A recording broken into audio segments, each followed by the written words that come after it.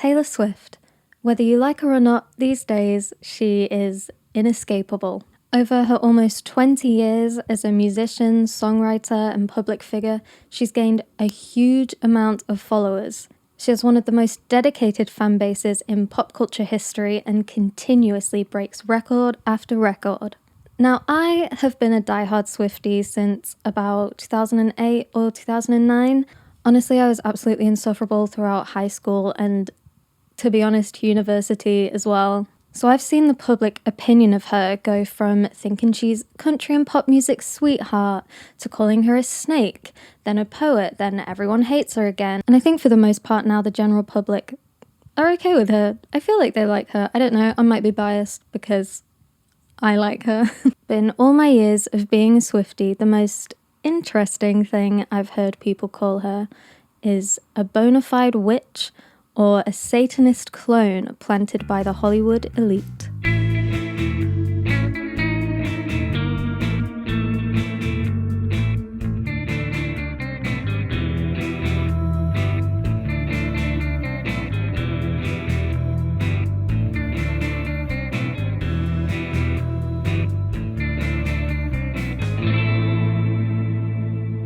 Hi, and welcome back to another episode of A Witch Lives There.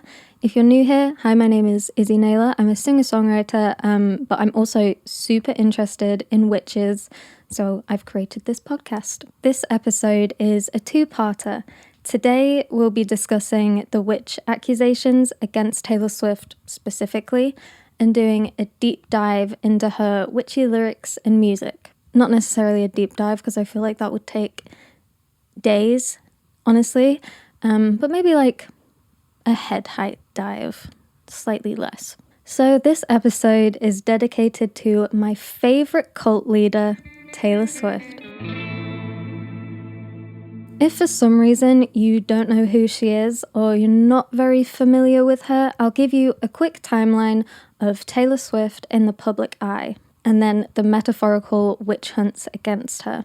Taylor Allison Swift was born on the 13th of December 1989 in West Reading, Pennsylvania, to her parents Scott and Andrea. She's apparently named after the singer-songwriter James Taylor, so it's sort of a self-fulfilling prophecy that she became an acclaimed singer-songwriter herself. Taylor, along with her younger brother Austin, were raised Christian, and their maternal grandmother, Marjorie Finley, was an opera singer who would sing at their church. Taylor has said one of her earliest memories is watching Marjorie singing there, and that those memories of music really shaped her career. And you can actually hear Marjorie's voice in Taylor's song Marjorie About Her, like in the background, which is honestly so cute. At 11 years old, Taylor created a demo tape of karaoke covers of country songs. And then at 12, she started learning guitar and writing her own music. At 13, she was given an artist development deal in Nashville, and then at 14 years old, her family moved to Hendersonville, Tennessee, so that Taylor could be closer to Music City and the hub of country music. It was then in 2005 that Taylor was spotted by Scott Borchetta in the Bluebird Cafe in Nashville, which I've actually been to. She began work on her debut self-titled album, which was released in October 2006. So that was sort of her innocent beginning. Stars in her eyes, starting this wonderful career, not knowing, honestly, how famous she would get. And unfortunately, this innocent little country girl image didn't last very long after she was brought front and center into the public eye. 2008 to 2010 was the Fearless era. This is sort of when I started becoming a fan, and this is also when the infamous interruption from Kanye West happened at the MTV Video Music Awards. Then 2010 to 2012, it was the Speak Now era, and this was the first time I ever saw her live. 2012 to 2014 was the Red era, and throughout all of this, she's getting more and more famous and crossing the boundaries of country music and pop music. At the end of 2014, it was the start of the 1989 era, and it was actually between the Red era and the 1989 era that she was linked romantically with Harry Styles, and she'd started facing backlash from probably jealous fans at the time. I'd say this was the first real sort of quote-unquote witch hunt that she faced. But I, however, loved them dating because they spent some time in Cheshire, which is where I live. And I was just convinced I would bump into them. I didn't, but that would have been the dream. So I don't know if you've noticed a pattern, but throughout her musical career, she would sort of release an album every 2 years, sort of start the promotion of it maybe in the summer, but then release the album in the autumn. So towards what many thought would be the end of the 1989 era, in April 2016, Kanye West released his song Famous, along with an extremely offensive music video. And I'm not just saying that as a fan, like, I don't even want to talk about it. It was not great. In the lyrics, Kanye says that he made Taylor famous and calls her a bitch, to which Taylor said she'd never consented to that lyric. Kanye, however, claimed that she had approved, and his then-wife, Kim Kardashian, released what we now know are unlawfully recorded and edited video clips of Taylor and Kanye on the phone discussing the song. Taylor then became the subject of online cancel culture, seemingly led by Kim and Kanye. This is what I would say is the second witch hunt of Taylor Swift. For the first time in her career, Taylor then didn't release an album on her normal album cycle. Instead, she took a hiatus from public life and managed to stay pretty much completely hidden. But in 2017, the prayers of millions of Swifties worldwide were answered, and Taylor began teasing her sixth album, Reputation.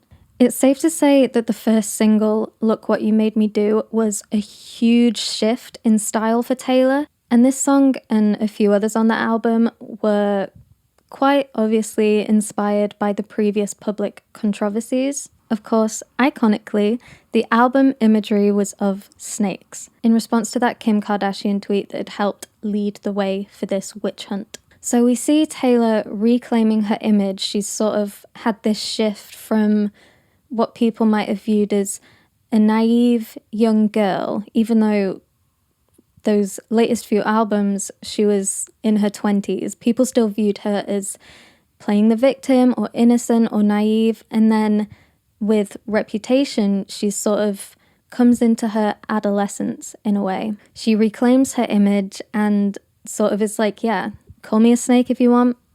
I'm embracing it. Then comes what I would say is the third witch hunt of Taylor Swift, and this was when her old friend and label head of Big Machine Records, Scott Bruschetta, I feel like I'm saying bruschetta, like bruschetta, borschetta.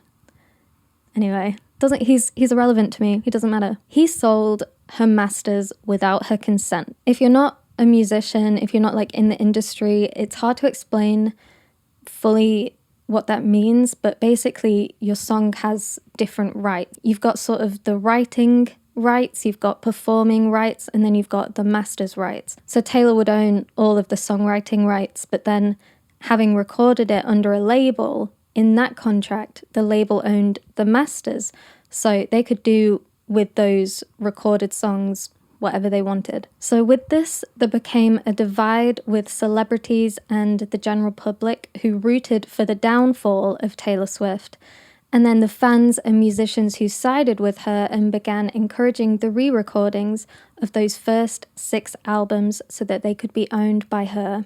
I remember having a sort of argument almost with a tutor of mine at university. I studied songwriting, who was basically saying she should have known that they would be owned. This is all her fault. And I was like, okay, first of all, she was a teenager. She was a young teenager when she signed that deal. How was she to know? And this guy was her friend, presented himself as like a good guy. Anyway, I don't want to get too much into that, but I think I won the argument. So at the time of recording this, we have 4 of those 6 re-recordings, with only her debut album and Reputation to go. In 2019, Lover was released, a mostly happy pop album with some sort of more deep personal songs of hers and also some potential references to those past public feuds. Then in 2020, Taylor released Folklore and Evermore, which are sister albums and have my personal favourite lyrics and production. Evermore also has my favourite song of all time, which is Ivy.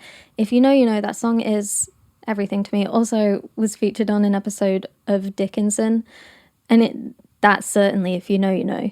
Then in 2022, her 10th album, Midnights, was released, followed by the start of the Eras tour in 2023. And finally, this year that I'm recording and releasing this, 2024, we had the 11th studio album, The Tortured Poets Department, and its second album part, The Anthology. We also had the rest of the Eras tour, which literally just finished, and I don't really know what to do with my life now. So during her long and ongoing run in the spotlight, Taylor has achieved a huge number of awards and acclamations, and her fan base seems to be ever growing. But we've seen that along with the incredible achievements and success comes negative attention, and some interesting theories and arguments against her success. And this is where our metaphorical witch trials become actual witch allegations.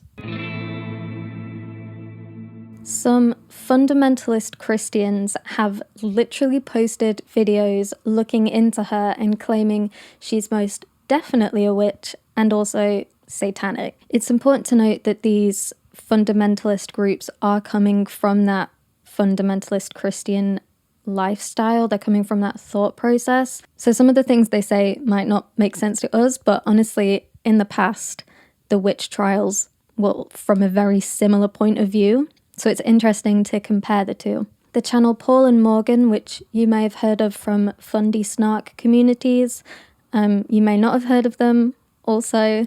In one video, Paul begins talking briefly about the concert amnesia that some fans experience after the show, where they can't remember huge chunks of it. While Paul does say that this could be a sensory overload, which, let's be honest, is definitely the reason, he also claims this could be because Taylor is casting spells on her audience to not remember. Which I just want to say, like, why would she do that? Because surely she wants people to remember so that they can tell people, or like, I don't know, that just wouldn't make any sense. Also, why would she have a concert film if she didn't want people to remember it? I don't know. And I think Paul is also citing other videos of fundamentalists that have said similar things. I've tried to watch them, but honestly, I cannot get through them. So in this video, Paul questions why Christians would flock to Taylor Swift. I think his main concern seems to be with people idolizing artists, particularly Taylor, which is a big no-no in the fundamentalist community. And honestly, just Christianity in general says, don't have other gods before me. But I don't think it meant like Taylor Swift. I don't know. He says whether she's a witch or not, we need to check ourselves. But he also says Christians should be inquiring in their spirits and be on edge with singing along to some of her lyrics. It's kind of funny. At the end, he says he's not 100% sure that she's a witch, but he does think that she could be, and to not mess with this stuff. Another fundamentalist Christian influencer, Ali Beth Stuckey, posted an interview with ex-psychic Jen Nizzer, who claims Taylor Swift has strategically lured fans in by presenting as a Christian-looking innocent girl years ago. But like, if you're raised Christian and like that's what she believed at the time, I don't think she's luring. I don't think this was planned. Like, I don't think 14-year-old Taylor Swift is sitting there going, I'm gonna pretend to be this way so that I can lure people to the devil. I don't think that's what she was thinking. But then Jen also says that Taylor only started to show her darkness when people were already Swifties, which again, why that doesn't... Okay. She claims this is strategic on behalf of the enemy of course being the devil, Satan, whatever you want to call him. So whilst I do find some of these things funny, because I sort of was in an evangelical church space when I was a bit younger, 10, 11 years ago, and now I am born-again atheist, born-again spiritual in the moon and stars, and the universe, and whatnot. I can see this sort of brainwashed way of thinking this. Maybe not brainwashed. I don't know. Maybe they genuinely believe this, but it is kind of from the outside of having been in that space. I cannot believe people genuinely think like that, but it's scary. This was the mindset people had like 400 years ago. This is what got so many innocent women who were just a little different.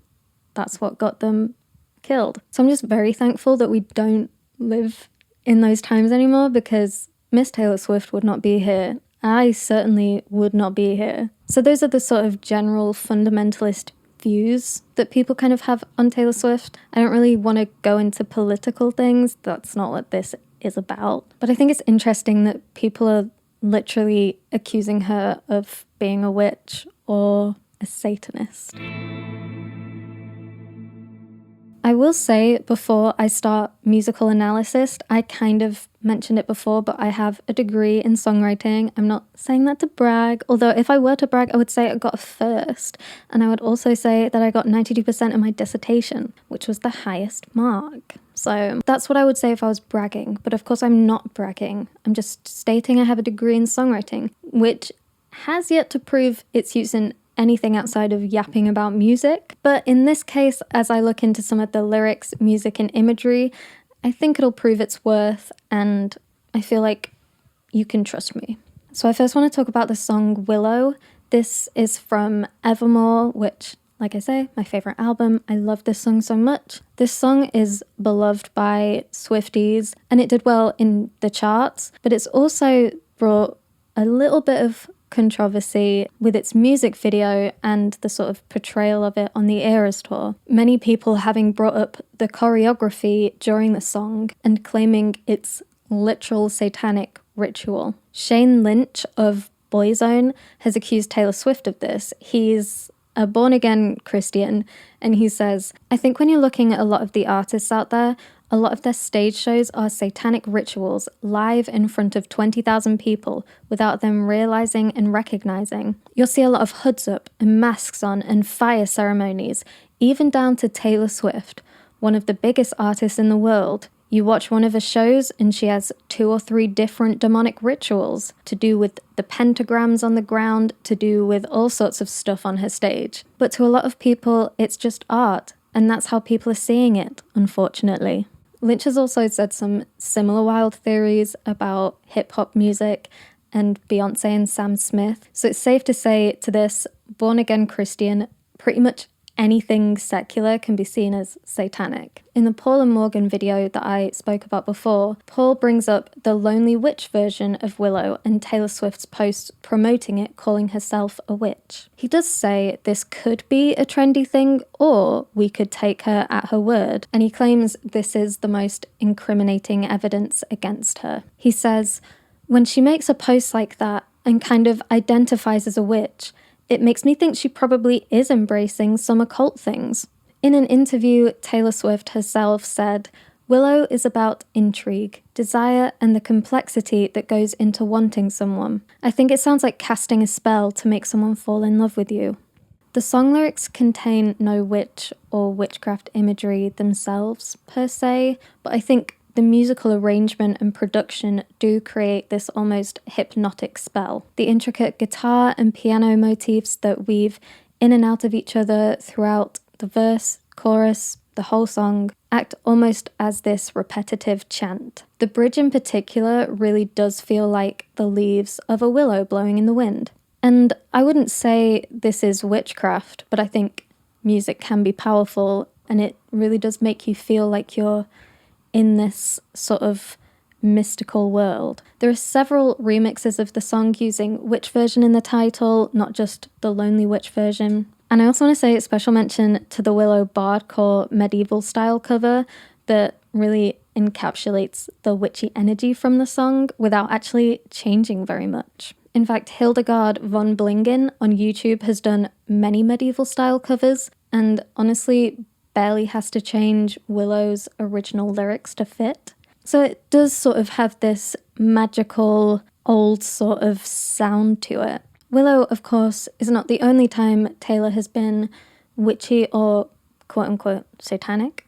In the Karma music video, she wears a devil mask. There's the snake imagery in Reputation, and then of course she's got a song called Invisible String that talks about two souls being connected. And whilst that's not necessarily witchy, it does kind of speak to other beliefs that go outside of the Christianity of it all. She has a few lyrics about ghosts and hauntings. I mean, she's got a song called Haunted and a song called Beautiful Ghosts from the Cursed Cats movie. But there are tons of ghostly lyrics in her songs. In How Did It End, she says, "My beloved ghost and me, in my tears ricochet, I didn't want to have to haunt you, but what a ghostly scene. In this love, your smile, my ghost." And then she does actually have many lyrics involving witchcraft. For example, in The Bolter, she says, "With a quite bewitching face." In Mad Woman, "And women like hunting witches too." In I Did Something Bad, she says, "They're burning all the witches, even if you aren't one." And actually many parts in this song allude to witchcraft, particularly in that bridge. In Fresh Out the Slammer, she says, "Handcuffed to the spell I was under." Blank Space, she says, "Magic, madness, heaven, sin."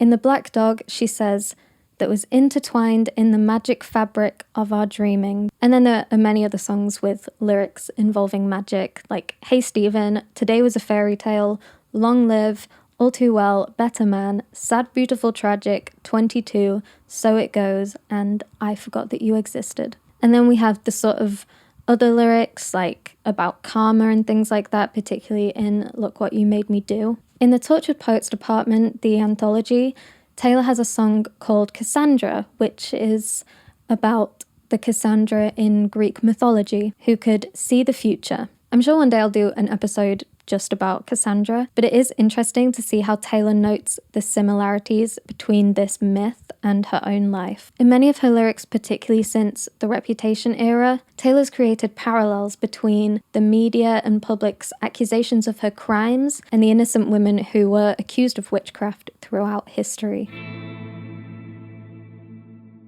So to round us off, do I believe Taylor Swift is a real practicing witch? No. Not in the way that some fundamentalists make her out to be. She may believe in karma, she may believe in the invisible string and all of these things and the magic within music. But that doesn't mean that she's satanic. I do believe that music can be powerful in ways that we may not understand or be able to describe. I've written songs that I've made up completely and then have found myself in that exact situation months after. It's like a sort of prophecy. And when you're writing something down into music, there is something inherently spiritual about that. Why do religions worship and sing these songs of praise? There is something spiritual in music. And yes, Taylor's rise to fame over the years has been incredible, but she's earned that success with her talent and hard work, not by satanic rituals or sacrifices.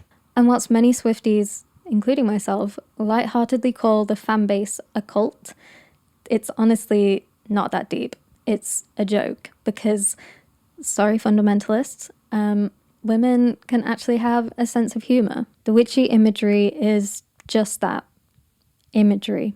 And I can't speak on behalf of all Taylor Swift fans, as a few probably are practicing witches, pagans, or Wiccans. I, for one, do like to dabble in the occult. Like, I have this whole podcast. But despite her life of fame mirroring the witch trials of the past, Taylor Swift herself is not an actual witch, casting spells on her concert goers and creating the world's biggest coven. Even though that would be really cool and I would like that and I would join the coven. So if Taylor Swift, you do want a coven, you do want to practice witchcraft, you can hit me up. Like, I will be there. So whether or not you believe Taylor Swift is a witch, thank you for listening to this podcast or watching the video on YouTube. As usual, you can get in contact with me through my email, which is awitchlivestherepod@gmail.com. And next week, I'll be talking about the even wilder conspiracy theory that Taylor Swift is actually a clone of the daughter of the Satanic Church founders. My girl simply cannot escape allegations of heresy. I haven't decided what day forget to release episodes because I tried Tuesdays and then I thought, that's not really when most people are listening. Most people listen Thursday, so maybe I'll release Wednesday. See how it goes. Maybe Thursday. I don't know. But I will be back next week. I promise you. So join me then for another episode of Hexes, Heresy, and Haunts.